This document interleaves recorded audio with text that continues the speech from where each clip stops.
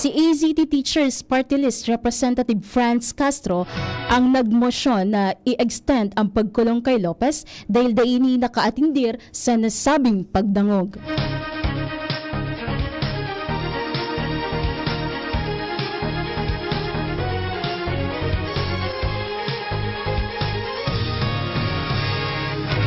Di nakaatindir sa pagdangog kang House Blue Ribbon Committee si Attorney Zuleika Lopez, ang Chief of Staff ni Vice President Sara Duterte. Sa surat na ipinadala ni Lopez sa komite sa iyang ipighiras na naka-eksperyensya pa siya ng sobrang stress as in traumatized pa sa insidente. Nakaka-eksperyensya man ng nightmare as in nadidipisilan sa pagkaturog. Sa iyang surat, may kasabay na medical certificate hali sa mga doktor kang Veterans Memorial Medical Center. Si Lopez may halang na frozen shoulder, scoliosis as in osteoarthritis. Pinatawan ng contempt si Lopez kang komite dahil sa pag-utik.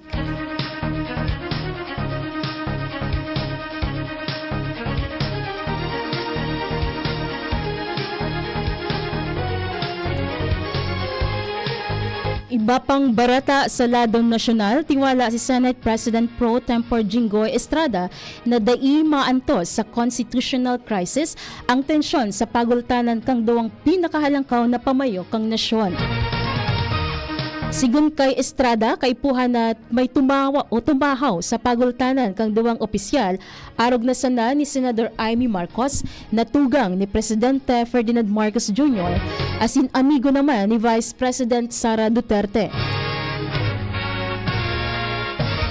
Sinabi pa kang senador na ipapangadya niya na magkasundo na ang duwang pinakahalangkaw na opisyal kang nasyon. Pabor naman si Estrada na kaipuhan higpitan ang seguridad ni Presidente Marcos as in imbestigaran ang patakot sa buhay, lalo pataiyo ang head of state kang Pilipinas.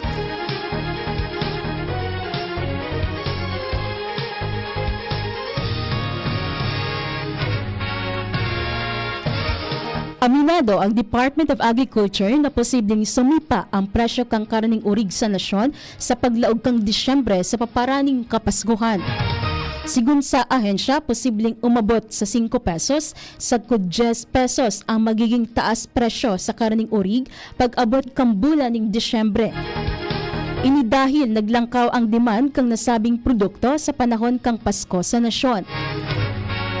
Nangyayari man ini kada holiday as in bago ang bagong taon. Sa ngunyan, nagakawat sa 320 pesos ang kada kilo kang presyo kang kasim, as in 370 naman ang per kilo sa liempo. Siniguro naman kang National Federation of Hog Farmers sa publiko na mantinidong magkakanigo ang supply kang urig sa nasyon para sa paparaning Pasko as in bagong taon.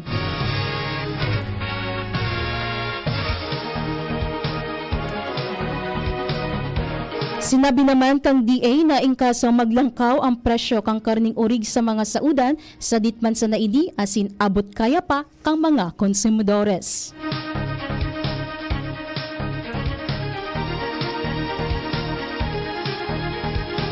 Nangapudan si Assistant Minority Leader as in Camarines Sur Representative Gabriel Bordado Jr. kay Vice President Sara Duterte na maging kalmado sa tahaw kang nagdalangkaw na tensyon sa politika.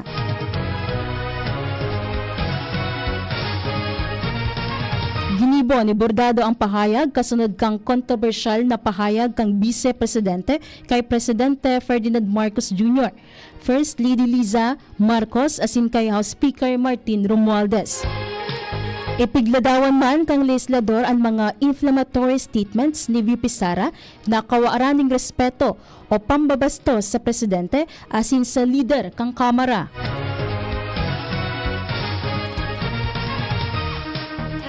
Sinabi niya na dapat seryosohon ng issue sa accountability asin simbagon ang mga kontrobersiya ng paggastos kang Office of the Vice President asin Department of Education kang siya pa ang sekretarya kang nasabing opisina.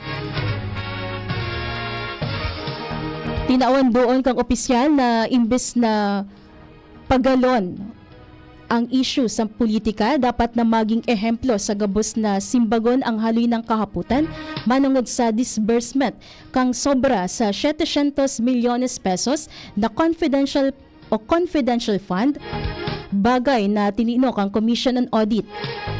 Diretso man kang publiko na ipaliwanag kang Vice Presidente ang paggastos kang pondo o dahil kwarta ini kang tao asin bako sa na dapat ang drama ang tawan atensyon.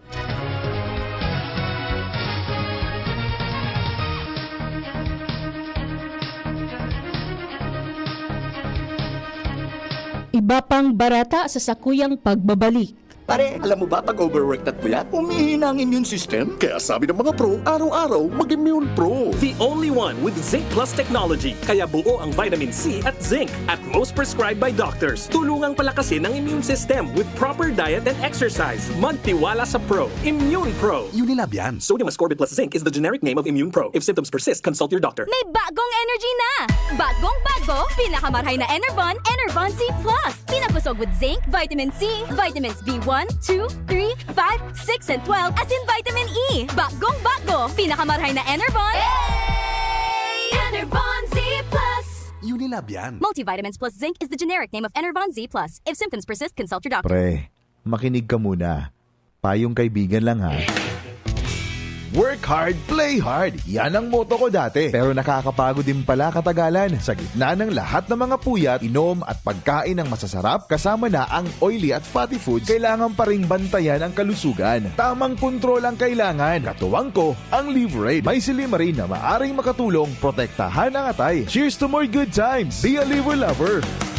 Mahalagang paalala, ang Liverade ay hindi gamot at hindi dapat gamitin paggamot sa anumang uri ng sakit. Ang good drinks at good food, perfect combo. Isama pa ang Liverade para sa kalusugan ng atay. Mabibili sa mga leading drugstores nationwide. Kung ikaw ay edad 50 pataas katulad ko, may mataas na ang risk ng panlalabo ng paningin. Mas challenging ang pang-araw-araw na gawain tulad ng pagbabasa, pagsusulat, at pagmamaneho.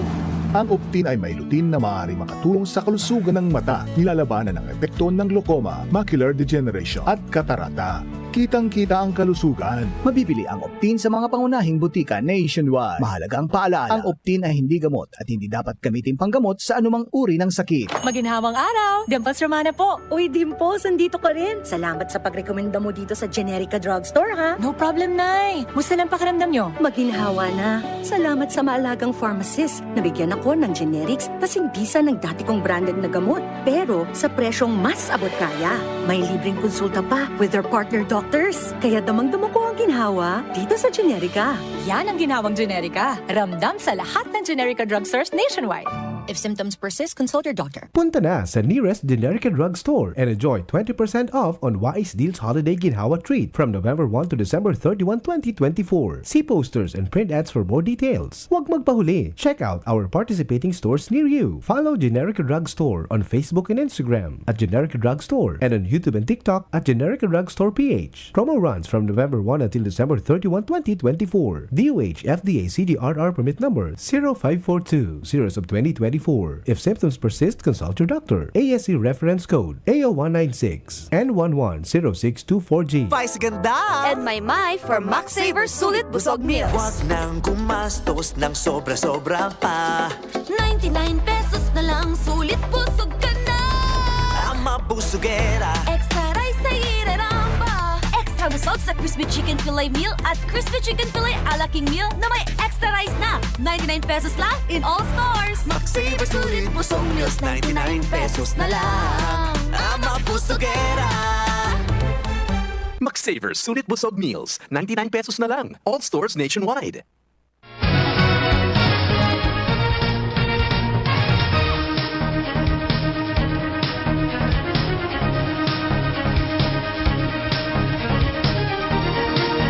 Sa pagbapadagos ka mga barata nasyonal, mga barata para sa aga, digdi sa DZGB, mabugtak nindugang nakadiwa ng Pangulo Outlets ang Department of Agriculture para magtangro ng barato asin de kalidad na agri-products sa publiko.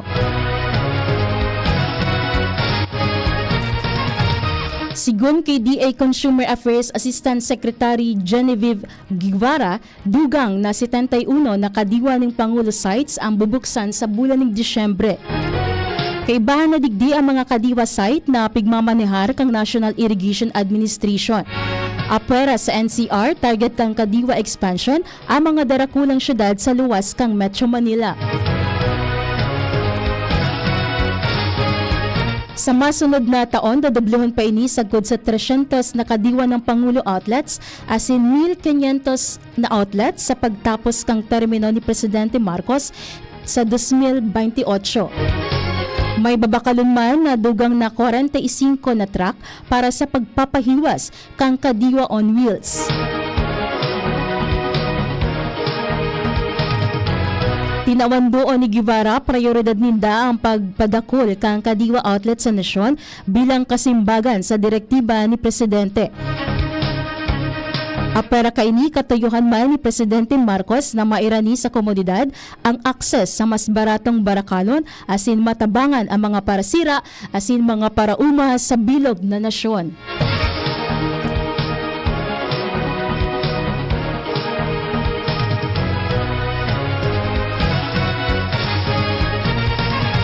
Nag-atindir sa pagdangog kang House Blue Ribbon Committee ang 4 na opisyal kang Office of the Vice President o OVP na pinatawan ng contempt asin pinadakop dahil sa daipag-atindir sa investigasyon. Ang 4 na opisyal ang pigtutubudan na nasa inner circle ni Vice President Sara Duterte. Kaibahan digdi sinda Gina Acosta, Lemuel Ortonio asin ang mag-agom na si Edward asin Sunshine Fajarda. Ayat ang sinabi ni Manila Representative Joel Chua na chairman kang panel na nagpamati ang 4 na opisyal na maatindir sa pagdangog kang nasabing komite. Nagtatubod naman ang komite na dapat magpaliwanag ang 4 na opisyal kung paano ginastos ang 612 milyones pesos na confidential funds.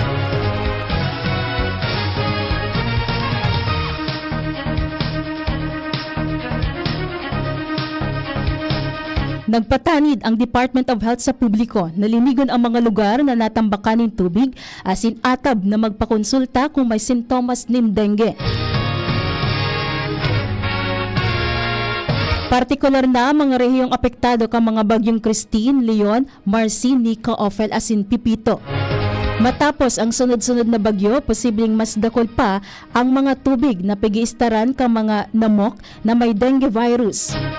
Sigun sa DOH, sa nakalihis na 6 na semana, wara din nairehistrong paglangkaw sa mga bagong kaso sa mga rehiyon, alagad padagos ang sa indang pagkolekta ng datos.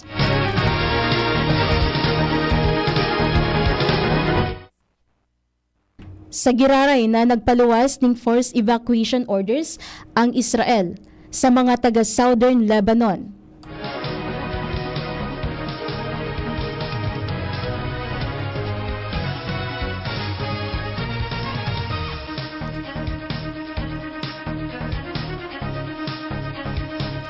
O para sa mga barata sa ibang nasyon asin sa lado kang karawat, sa giraray na nagpaluwas ng forced evacuation orders ang Israeli Army sa mga taga-Southern Lebanon. Sigun sa Israeli Army, nakatalaan sindang magkondukta ng matinding pagsakyada. Dain naman idinitalye kang Israel kung anong edipisyo ang sa indang sasakyadahon.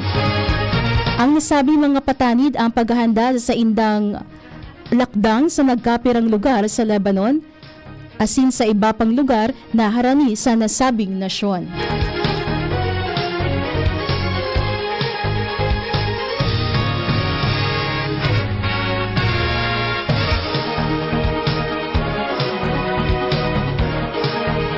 Sa lado kang karawat, kinoronahan bilang bagong World Senior 65 Rapid Champion si Filipino Master Mario Mangubat. Nanggana ang 76 anyos na si Ming Lanila Cebu o Cebu native sa Rapid Tournament sa 32nd World Senior Chess Championship na ginibos sa Porto Santo Island, Portugal. Nagrehistro ng 4.5 points sa 6 na kawat para makuha ang titulong 65 plus na category. Nagpanduan naman sa pwesto si International Masters Adzaki Baymorzin, mantang nasa ikatlong pwesto naman si Marat Privetov kang Kazakhstan.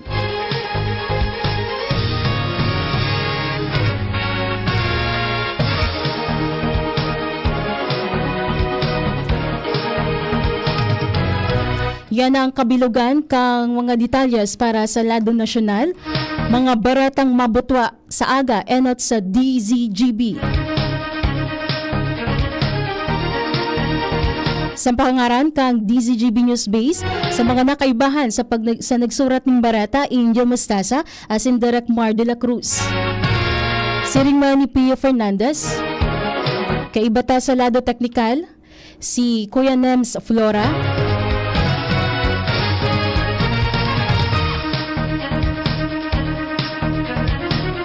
Si Jerome Martinez. Siringman si Shara Liron. Ini po si Johnny Balyaran, Marina Hapon. Kitang mga Bicolano, Uragon, sabay-sabay manan mga kadipeselan, kakayanon taan. Kaya